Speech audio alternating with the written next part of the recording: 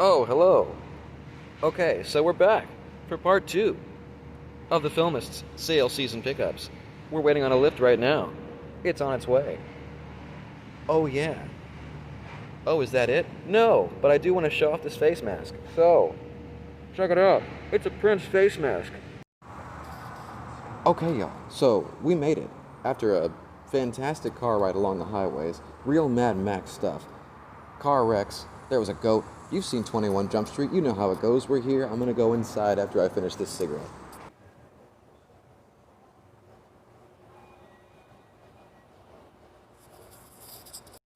Okay, so we've made it. We're here. We're gonna take a look around. I've got some orders up front that they're holding for me.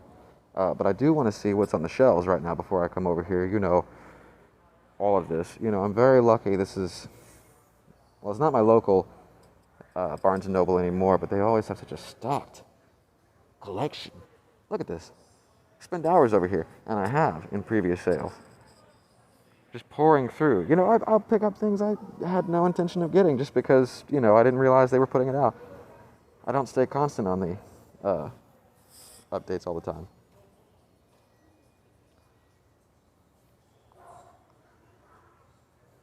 Of course, it's also hard because I own about 300 or more of these, so it's always hard to find something new that I haven't thought of before because I am an obsessive. I also wonder about the legality. While I'm looking around here, let me just go ahead and get y'all's thoughts on this. I wonder about the legality or just how plain creepy it is when someone like me or a cool duder or anybody who does this kind of, you know, let's go do our movie by day things, takes their camera into a public place and starts recording.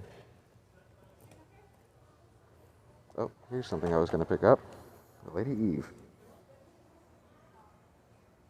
I realize, of course, the irony of saying it's creepy while doing it, but, you know, that's who I am. Now we're looking at the bargain section before we go back downstairs. We've got Constantine, Keanu Reeves. I'm not going to get this. Directed by, of course, the great Francis Lawrence, who has had a track record of flawed but interesting films, we'll say. I didn't think Keanu Reeves is all that bad, and there's a rumor that he might be coming back into the role.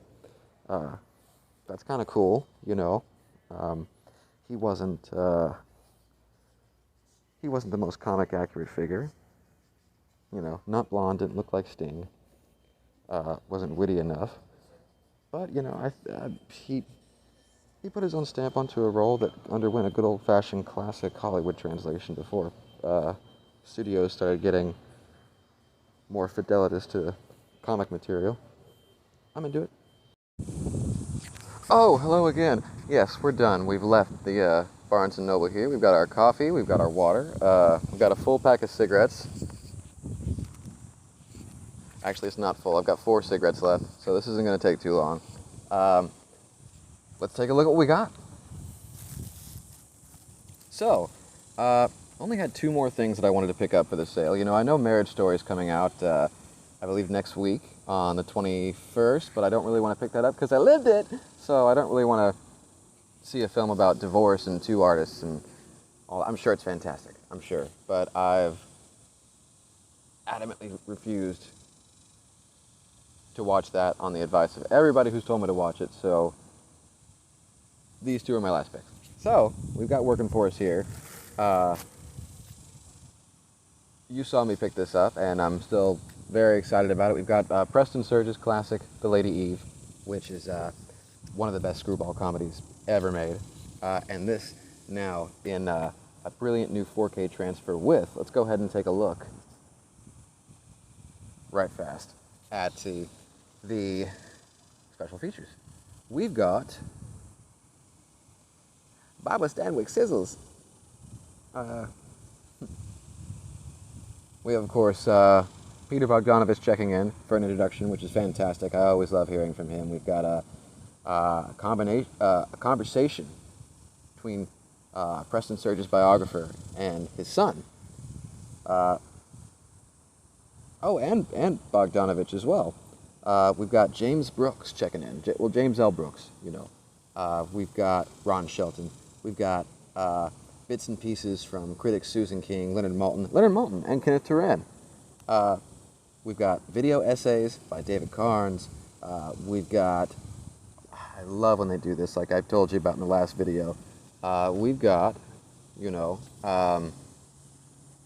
the Lux Radio Theater adaptation of the film, which I always love when they do that.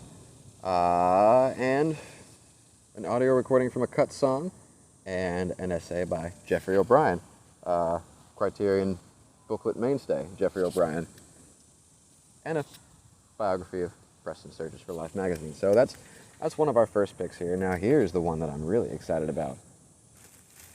The one that I've been waiting all summer long for. The Bruce Lee set.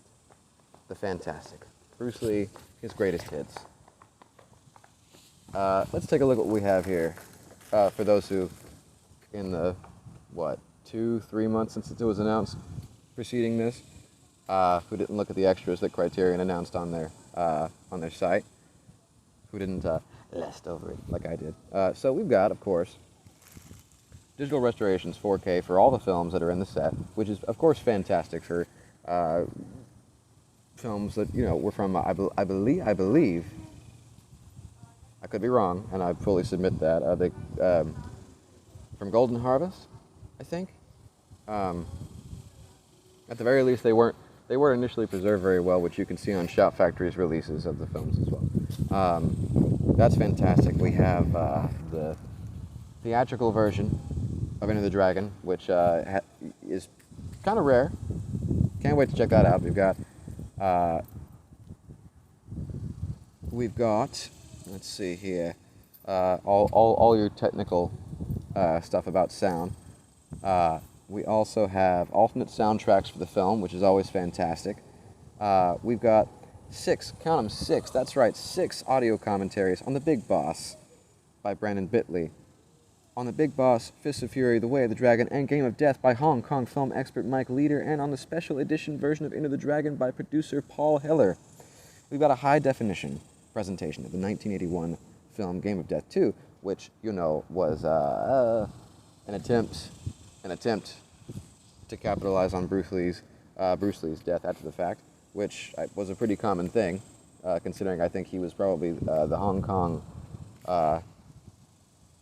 cinema industry's biggest export in the 70s, and maybe before then. I mean, or at least as far as action films go.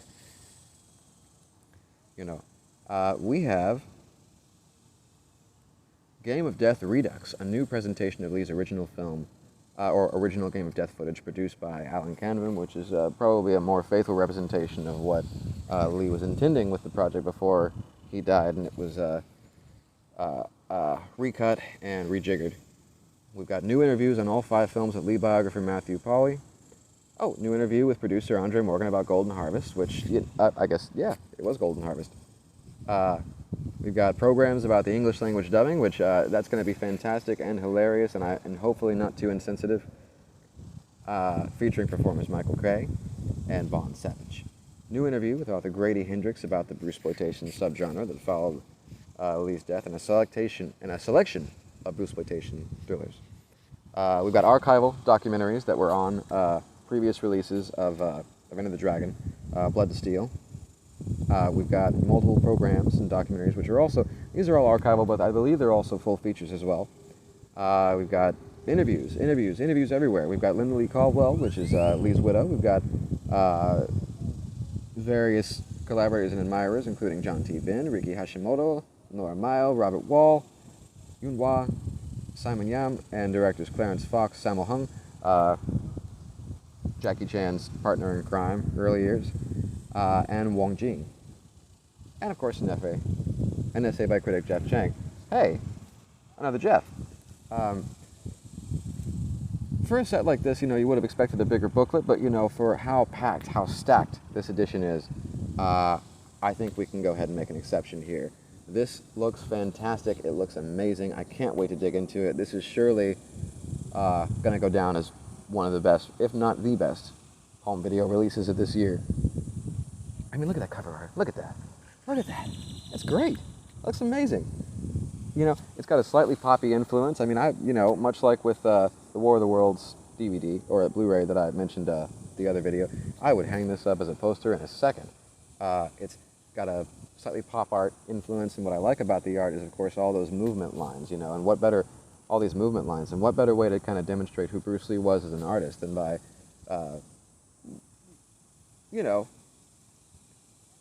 that's what he was known for, I guess, his essential sense of movement and kineticism, which this looks fantastic. It looks great. Oh man. As far as the Criterion cell goes, I am more than satisfied right now. But didn't stop there. At least not with, we did with Criterion, but here's some other stuff. So my girlfriend and I, we're big political news hounds, and with the release of this book, I had to put this on pre-order immediately because I wanted to kind of dig into it. We've got Mary, Trump, PhDs, too much, and never enough, which is going to be kind of a brief run-through of Trump from the perspective of one of his relatives, his niece, as a matter of fact.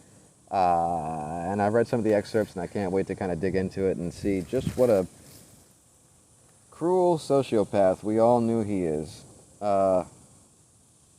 I believe, she posits that he is the way he is because of the damage that Fred Trump kind of did to him. Kind of turned him into a little psychopath early on. And I got to tell you, and I can't wait to actually read it and not just talk about reading it. Those slightly incestuous undertones that everybody talks about with him when it comes to his daughter, of all people. Not just his daughter. But, I mean, what a surprise, right? Okay, so there's that. And then I also managed to finally pick up a copy of one of my favorite pieces of, I guess, analytical writing about any kind of medium. Scott McCloud's Understanding Comics. Oh yeah. This book to me is one of the most, it's kind of like a formative work when it comes to my own writing, which isn't that good.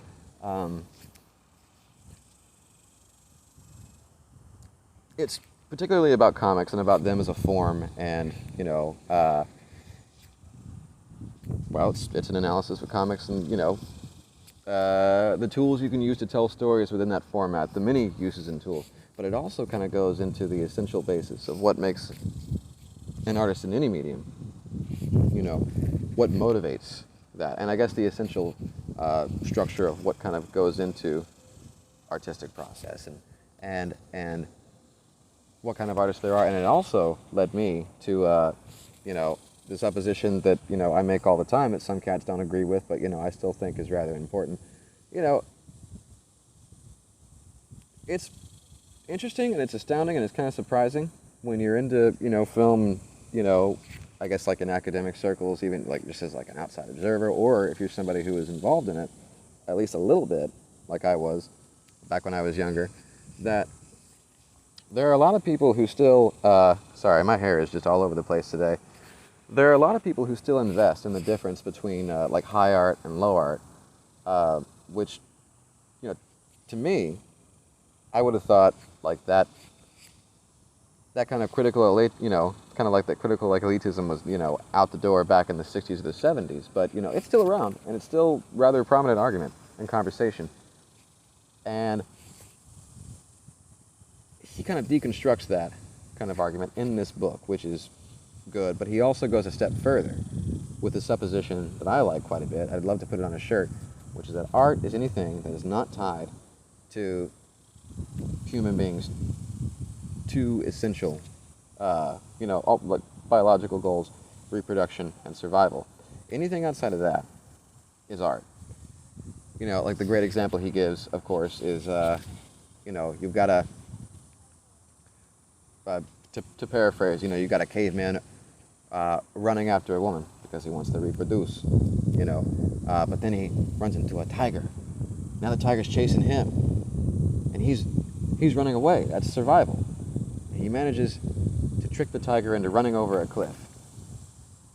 Now, he could just go back, run the other way, and take solace in the fact that he survived, but he stops for a second and blows a raspberry at the tiger. Art. That's one of my favorite examples about anything in the world. As basic a platitude as it might sound, who knows? You know. But that's what we got. That's the end of me buying things for about a week. But, okay, so there you are. I, you know, might do more videos when places open back up, or if I start, you know, grabbing stuff off Amazon once I've moved into the place I'm living in now. Rather interesting story about that kind of stuff. Don't want to go into it too much because it's depressing, but maybe at a later date. Maybe I'll make a short film out of it. Anyway, okay, bye.